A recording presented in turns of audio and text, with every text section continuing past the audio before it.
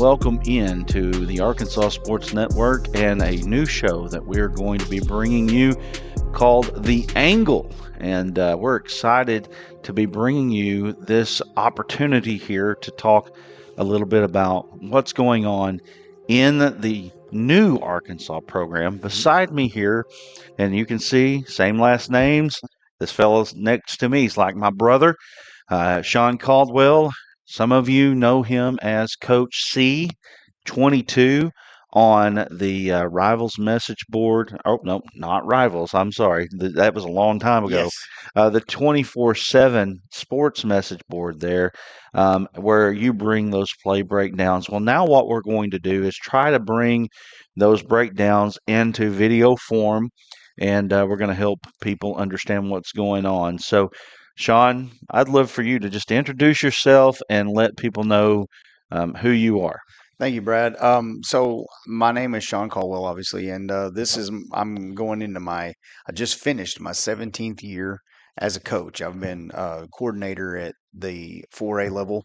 I've been offensive and defensive coordinator. I'm the head junior high football coach at Russellville. I'm eighth and ninth grade, so I have a hand in the freshman program coming up. Then we've got a really good group coming up, so it's going to be exciting over the next few years. And I love to educate people about the game of football. And I've done these breakdowns for a while. And when I've done these breakdowns, people have seemed to really like them. So I thought, man, and I've had several people that have inboxed me and everything saying, you need to do a podcast. You need to do a podcast. And for a couple years, this has been something I've wanted to do, like a coach's podcast. And just, I love to educate people about the game of football. And, with all the new things that's happening at the University of Arkansas, I think, just introducing some of what we might see and, some of the things that, is around the corner. And, the great thing is none of us really know anything Right. until after spring football and everything like that. It's merely just a hunch at this point and kind of going on context clues that you're given. But man, I love football so much and I'm excited to get to do this. This is a dream come true because an educated fan base is a great fan base. I've always said that. And so this is an opportunity to do that. All right. And so we are going to just be breaking down what's happening. And a lot of times, with this hire, there has been a mixed bag of results. I think some people are very excited about the hire. Some are maybe just more excited about like a new stretch for Yeah. Arkansas, some newness, something to happen that would be good for the Razorbacks. And we don't know for sure if he's going to win or not, but at least a fresh start for Arkansas because Arkansas has fallen off so badly, really since 2012. A lot of people put the eggs in the basket of Bobby Petrino, really hoping that Bobby could get the job. I was one of those guys that I felt like after a certain few names, if Bobby got the job, I was going to be excited about it. I'll say Silverfield was not my top candidate. He was actually probably one of my lower candidates, but one of the things that I really like is the energy that he has brought early in his tenure here at Arkansas and the in state recruiting that took an uptick very quickly right off the bat. And then not only that, but the wins in keeping some of maybe the two best players, even that Arkansas has as far as bringing them back for next season. Yeah, and to dovetail off that, what's exciting about that is a guy that has been recruiting from Memphis, which is just right over the bridge. I've heard him say several times in a lot of them. He said, "I took recruits up into the top of the Memphis pyramid at the Bass Pro Shop," and he said I would show them the bridge, and he said I'd say that's where the great state of Arkansas is. You know, it's a guy that embraces the state. It's a little bit like the Houston Nut hire was back in the day when Houston Nut came from Murray State. Everybody was like, I mean, look at his record. I mean, why are we hiring this guy? But he brought an enthusiasm and an energy and something that I feel like Silverfield's doing. And, with all the negative that we've had around this program, and like you said, since 2012, when, all the stuff happened with Bobby Petrino, and then we go to John L. Smith, and then from John L. Smith, we go to, Brett Bielema, and then from Brett Bielema, we go to Chad Morris, and we know how that went. And then, from Chad Morris, we went to Sam Pittman. And a lot of people were like, is this a job that anybody would even want? And here we go. I mean, people can say you said something about the Bobby Petrino thing. My first name that I was all over, and me because I've got a background in Arkansas coaching, Rhett Lashley. That was a dude for me that because I admire him, base a lot of the stuff that I run off of the things that he does and has done for years. So with that background, I was excited about that, and it didn't happen. That was eliminated really early in the process, and then as we started going down, I'm like you. Ryan Silverfield was not up on the list. When they had Golish. I've got a background in the veer and shoot. I've ran that before as a coach, and so I was like, oh yeah, with Golish coming in, this will be easy. I already kind of know what they're going to do. And we had the success with Kendall Briles here in that same type of similarities in offense. So it was a bit like a quick transition, but it didn't work out that way. And, sometimes it may not be necessarily what you want, but sometimes it's what you need. And I feel like that's maybe what Silverfield's bringing. And again, we won't know. But I do like the fact that he using the things from Memphis, that area, understanding, already having a relationship with some coaches in the state, and he values Arkansas kids. And the last time Arkansas was good, we had a lot of Arkansas kids. Yeah, and I like the analogy to the Houston Nutt hire. And then, Houston Nutt is a little bit of a polarizing character in Yes. the state of Arkansas. But I think the further we get from the Houston Nutt era, which, gosh, he's been gone 20 years Yeah. now, we I guess I could speak for myself when I say this. I can appreciate a little bit more about what he did. And I was ready for him to go. I was. And then when Petrino came in and he took it to the next level, I was like, see, I told you so. But the solidness of what Houston Nutt did, solidifying the program in a time that you remember when we were kids in the '90s, it felt like Arkansas football was so bad forever. Can you imagine what kids now are feeling? You know, 10, 15-year-old kids now that have never seen the Razorbacks be good. Yeah, that's something that being a coach in this state and really in a lot of the places in this state, that's something I can attest to and something I can talk about. When you talk about Arkansas athletics, they don't know what you and I know. When Right, we were coming up as kids, the Razorbacks in the '90s in basketball, we were a Final Four staple, right, and people that they equated that with Arkansas. I mean, and before then, you had the Lou Holtz run when he was the winningest coach in Arkansas history over the time period that he right, was here, and so the era that we come up in, Arkansas meant something. And it's had its ebbs and flows. When Houston Nutt came in here, everybody was like, "It's a Murray State guy. Why are we hiring somebody from Murray State?"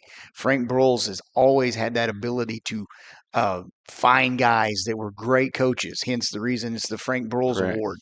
And he comes in, and we're a fumble away from maybe competing for a national title Right, in his first season. I'm not saying that's what's going to happen under Ryan Silverfield, but these kids these days, all they know is negative fan base have seen rough times, yeah, negative aura of Arkansas, and that you'll ask them and they'll be like, Arkansas doesn't win.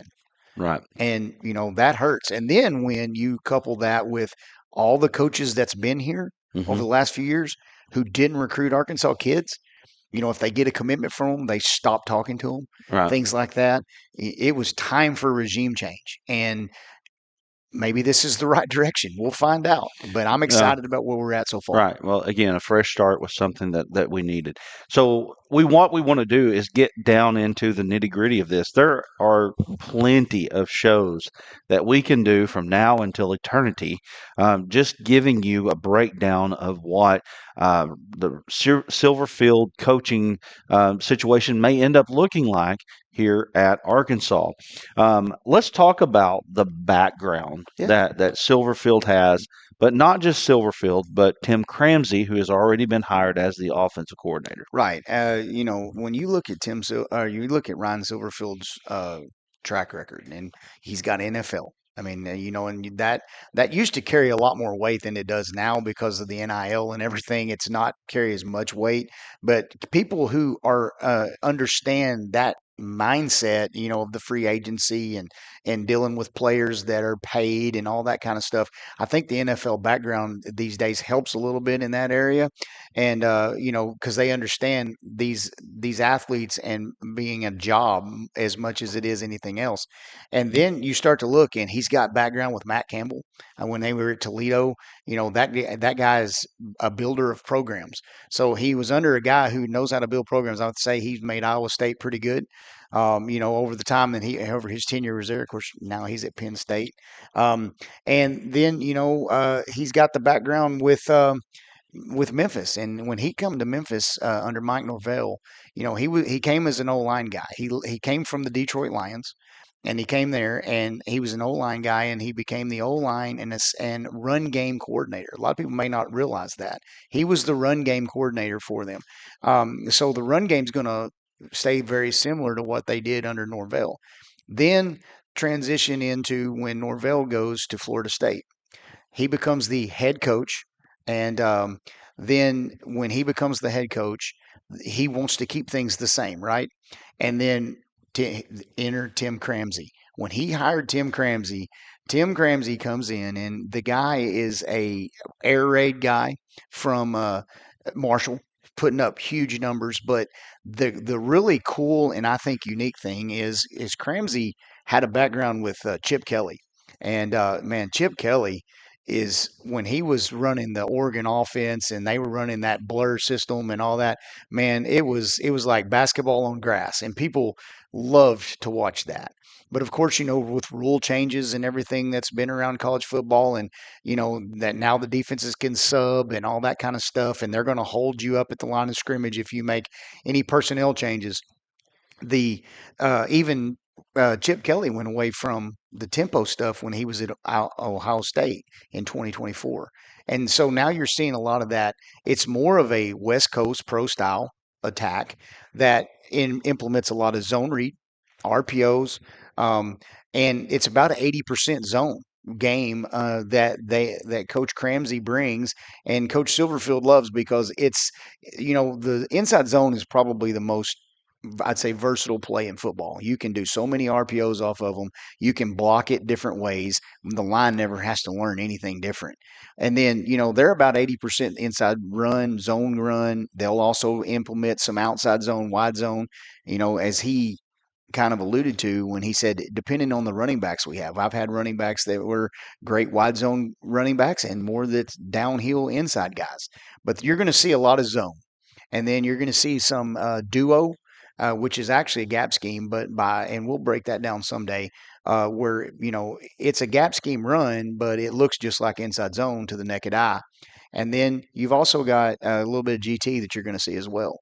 Yeah, so there's a lot to break down. We got a lot to do in the off season here.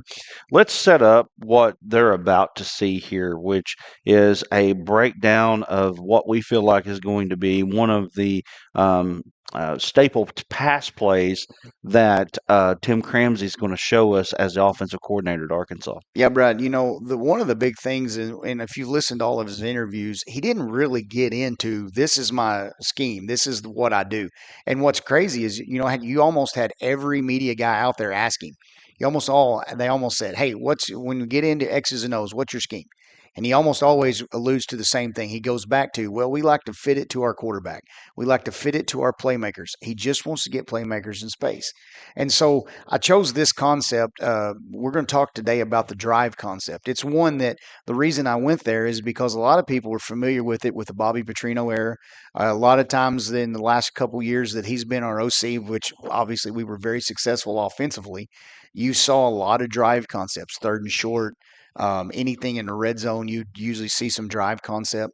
And what's exciting about the drive concept is it attacks man or zone, and you can manipulate it. Some of the over routes, you can manipulate them into more of a post, or you can break it into a more of a dig, just kind of a flatter route. But any way you look at it, it's the same concept. It's a high-low of the inside backers. And like I said, the reason I selected this is because you got a lot of people like yourself, big fans of Bobby Petrino's offense, and I was too, and I still am. I mean, obviously, I would say the numbers prove themselves that we put up a lot of big numbers with Bobby Petrino as our OC. But the thing that the reason I selected this was because that over route, that drive route concept, people are going to be familiar with it. So I want people to understand that we're not veering too far off of what's been successful for all those people out there that were like, man, I wanted Bobby Petrino as the guy. And I don't want people to be negative on Coach Silverfield and negative on Coach Cramsey because it's not the guy they wanted. I want people to understand that this is an opportunity that we're going to have, and it's not really going to be that crazy. And what's cool, or crazy of a difference, I should say. And what's really cool is you had KJ Jackson, who showed up to the to his introductory press conference. And he said, hey, Hunter Yurchek didn't even know about it. And he's like, hey, I want KJ to say something. And KJ said, Coach, I'm all in. Yeah. Okay. And then he goes in and says, he and I sit down and watch film. And so I feel like this would be something that they probably did watch. I don't know. I wasn't in the room, but I feel like this is something they talked about because it's similar. Well, those are exciting things that are going on here at the University of Arkansas. And, again, I say this all the time as a broadcaster and the owner of the Arkansas Sports Network. You don't get into this business not being a fan. I mean, that's just the truth. What you got to do is to be able to try to separate the emotion from the fanhood. And so I feel like that I've been able to do that, but I will freely admit that I am a fan of the Razorbacks. I want to see the Razorbacks do good. And anybody that is in this business wants a good Razorback team because there's a whole lot more to talk about when you're talking about a good Razorback team. But right now, with the newness and everything and the freshness, there's a lot to break down. So we're going to take you inside the angle here, and we're going to let Sean break down this staple of the Tim Cramsey and Ryan Silverfield offense. Let's get into the breakdown. This is a 3-by-1 look that Ohio State is doing that is going to be this drive concept. So now as we go to the board here and we draw this up, this is the same 3-by-1 set that I clipped earlier with you, Brad, and I just wanted to show you this. This is the drive concept. So the Y is going to run the over route. Okay, then you've got the slot. He's going to come with the under route over top. So this is just a high-low concept. They call it drive. Bobby Petrino runs this a lot. Okay, so the mic is kicked out to the Y. Okay, so what we're seeing right here is we're getting into the protection, and as this is the man side, the tackle's got the jack, the guard's got the end who is in a 4-eye, and they're reading that boundary safety that's the roll down. Okay, so they know he has got him man to man because that's where the quarterback's eyes are going to be. He is in man to man coverage right here to the boundary safety. So this guy right here is the +1. Okay, if the +1 blitzes, okay, as you see this, if he blitzes, he's throwing this wheel route that we're going to tell straight right here. This wheel route, that's his hot if the +1 blitzes. Okay, so now we go over here to the X. The X is just running the clear out. He's just taking the boundary corner out of the play. So now, because this boundary safety is here, he's going to take that wheel route. So the quarterback, Will Howard's going to know right here that this is going to open up this whole side right here as the wheel backer is going to be as the low hole guy. So now we're looking at the zone side, okay, as a zone side. So they call it to the mic, okay, and as they set it to the mic, now you've got 4 for 4 to that backside, as you see that. Okay, so now the boundary safety takes him, which opens up that area that's coming over here in the hook curl area. And this wheel backer, he's your low hold defender. So he's dropping. The mic is going to drop there. He drops right there. And now this is wide open for number 2 coming underneath the diagram. So he moves the back over. Now the protection now is being set this direction. This is man. This is man. Okay, there's that 4-eye. He's actually more in a 3 technique, but he's man. Okay, so with that being said, now this guy right here, this boundary safety, okay, he is going to be the key here because if the back who's going to run this wheel route comes out of the backfield, if he's got him, he's got him. Okay, so that's man to man. We're not, but if for whatever reason he decided that he was going to blitz or they was bringing the pressure to the +1, Now this becomes this hot route, and as you see, they're gonna have a hard time covering this. And the only way they're gonna do that is if he blitzes this, then you might get that jack backer that drops to take it, but most likely it's not. So he's gonna see this, and now, all right. So here's the breakdown of this. But he knows that he sees he's got man here because he's got the 4-man pressure. Okay, since he's got the 4-man pressure, now he knows I'm coming back to the drive concept, which is over here. Okay, this is that low hole defender. Okay, which is really the wheel backer that has moved into the box because most wheel backers are box defenders. As he's moving over here, the mic is kicked out. Okay, so he's dropping here. Okay, so with that happens, he knows that he's going to read this little area right here. If this backer was to come underneath on the drive, he's going to throw the tight end over top.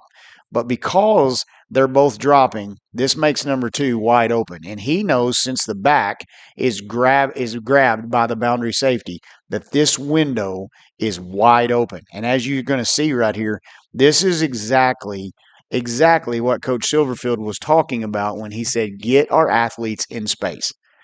Because right here, as he comes underneath, there's the wide open throw. This is an easy throw for any quarterback.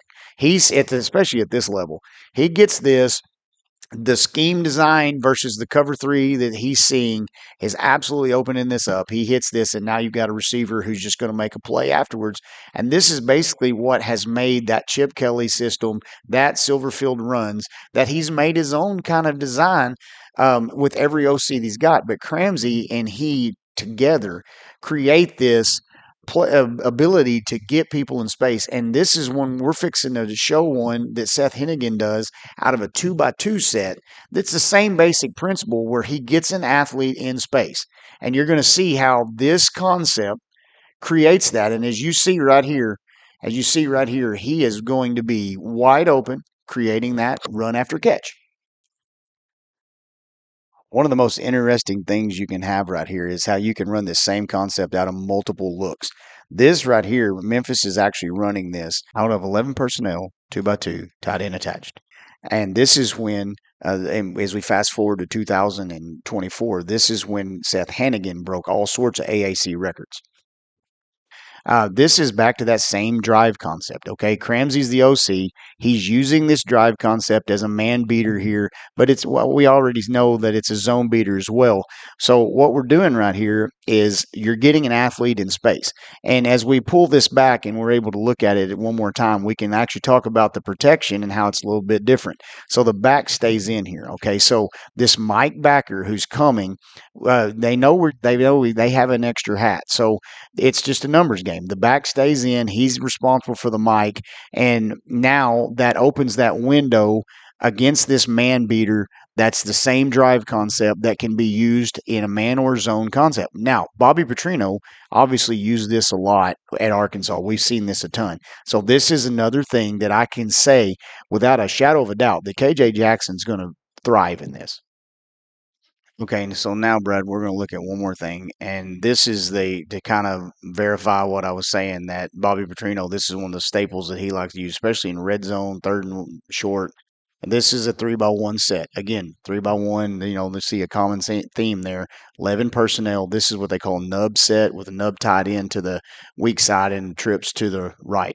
Okay, so all this is just a simple drive concept, and you're going to see them high-low the backer. Now, this one's different in the case that the backer takes the under and he throws it over top. Okay, so you're going to see C.J. Brown, number 2 receiver, come underneath, and Jalen Brown come over the top. And as you see right there, the backer took the under, so he read it and went to the over. Again, this is one of those concepts that, again, K.J. Jackson understands this because he's already done it. So it's going to be a really easy flow into learning this new offense. Well, Sean, I feel like you did a great job of breaking down the similarities and the things that you'll see with this play here. And again, this is a staple. Yeah. This is something that you're going to see from the Tim Cramsey offense because of the influence of Chip Kelly. But again, also tying it into Bobby Petrino and what he did here at Arkansas. Yeah, when Chip Kelly went to the NFL, it changed everything that he did. He was a tempo guy, 10 personnel. They're going to run the football in the inside zone and they're going to spread you out. They're going to motion. And that's the big difference between the Bobby Petrino offense and Chip Kelly didn't ever lose the motions. He didn't lose the quick screens. He didn't lose those things. See, we actually ranked in the SEC as the one of the lowest motion teams of any team in the SEC. And whenever you're gonna see the anti opposite of this, and that's another thing that we did not do very much of is screen game, and you're gonna see a lot more screens. You're gonna see a lot of quick RPOs to the outside. You're gonna see a lot of these things, and the similarities, while some of the pro concepts like drive, mesh, these are things that they're not going to change. I mean, these are things that were staples of a lot of people, and that pro style. The Steve Spurrier look, the fun and gun back in the day when they're stretching the field vertically and all those kind of things. This is not really like that. That's more geared towards even what the Bobby Petrino offense was. But here's the negative side of that when you've got those things, and one of the reasons why sometimes it's almost a hampering is because teams have gotten smart. They've switched to quarters. There's quarters match now. Those kind of coverages now aren't as conducive to the downfield play action, just consistent over the top, shot after shot after shot. And so you've got to be able to mix this in. Obviously, that's always going to be there. And when Seth Hennigan was the quarterback at Memphis, they threw plenty of downfield shots, but it's set up off of the building blocks and the scaffolding of everything that they do. They scaffold in the inside zone is the base everything. And every quarterback that he's ever had, as I alluded to in the breakdown, they're always going to have the ability to have a mobile quarterback. He's always going to be able to run. They're going to use that zone run game, that just a zone read, which is something that Chip Kelly never lost. He ran that all the way back in Oregon, and he's going to keep doing that. But not just that, Cramsey did it at Marshall. He's done it everywhere he's been. The quarterback run game is huge. Okay. Then you mix in the West Coast passing style, which is the underneath stuff, the running backs in the flat. There's a couple things that we're going to break down later that's going to show where he's purposely throwing things to the back, and even in that drive concept that we showed of Chip Kelly's breakdown, and then even later on is some of the other stuff, you see the back out of the backfield, which is also a big Petrino staple. I mean, how many times have you seen Shark where you've got a drag, an over, and then a wheel route out of the backfield? He still uses that all the time this year. And I remember specifically in the Missouri game when you and I were there, KJ did something that hadn't been done all year. He hit that check down to Mike Washington, and Mike Washington broke off a pretty decent run off of it. That's things that he was able to do. Then Taylor Green comes in, and he's like, well, that was working for him, so he hit a few check downs. Taylor Green hadn't checked down all year, and now he does. So these are things that I think is going to be the similarities, but we need enough difference because the easiest thing is if you don't hire or if you don't say I'm a system guy, you don't have to go recruit the same quarterback, cookie cutter quarterback every single year. You go get the best quarterback that you can get that fits your culture, that fits what you are about, and fits the personality that you want in a quarterback and the moxie and the intelligence that you want in a quarterback. And then you fit the system to mold him. And so that's what I think is pretty cool. And that's where an advantage with a Ryan Silverfield, he can recruit kids that fit to them just like high school coaches do. High school coaches, we don't get to recruit. We get to fit our system according to what we have. And it works. And I've heard several college coaches will reference high school coaches have the hardest jobs out there because we don't get to recruit to fit what we do. Now at Greenwood, obviously they build them from third grade. They're teaching them the same system. But when you don't have that luxury and you don't have that, you have to build your offense every year to the quarterback that you have.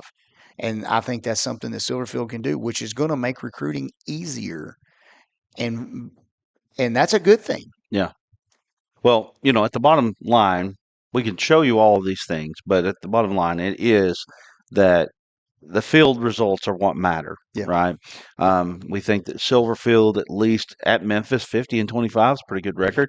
I mean, you can poke holes in anything, Yeah. right? You can poke holes in it all, but 50-25, I can guarantee you that Razorback fans would take anything that would be fairly even close to Yeah. that right now. Right. And so I think at least you have to give the man a chance, give him an opportunity to see what he can do. And I mean, if you're just miserable and you don't want to be a fan anymore, that's fine.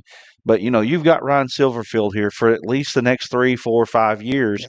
and we're going to try to break down every aspect that we can break down of this. So let me invite you to do something with us here. In order to be able to continue this, we're going to have some help, and we're going to give you some information here after the broadcast that you might be interested in helping Coach Caldwell continue to do this and continue to do these breakdowns throughout the offseason. And who knows? I mean, we may end up getting into game breakdowns after it's all said and done. I mean, there's all kinds of opportunities out there. So if you're interested in helping Coach Caldwell, watch the end part of this video. Want real Razorback football insight? The Angle is only on Arkansas Sports Network Premium. We're joined by special guest Sean Caldwell, SC 2212, from the Razor's Edge on Arkansas 24/7 Sports, breaking down the new Razorback coaching staff and their tendencies through real X's and O's, no fluff, just how this staff thinks, schemes, and attacks the game. When you join ASN Premium, you're not just watching, you're supporting Coach Sean Caldwell and helping us continue these in-depth breakdowns that you won't get anywhere else. If you want to understand Arkansas football at a deeper level, The Angle is where it happens. Join ASN Premium today. Visit youtube.com/@ARSportsnet/join.